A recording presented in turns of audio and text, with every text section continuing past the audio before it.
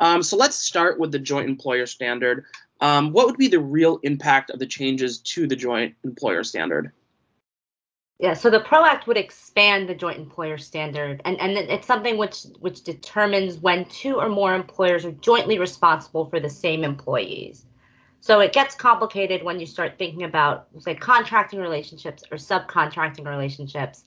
Is the subcontractor responsible? Is the person that is doing the contracting responsible?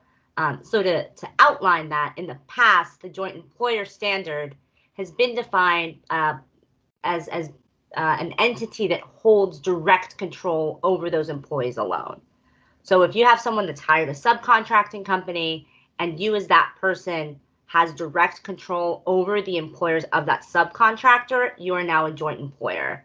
What happens under the PRO Act is it makes a very, very crucial change and adds the word indirect as well. So it's not only direct, but also indirect control. Then by extension, it's even withheld control.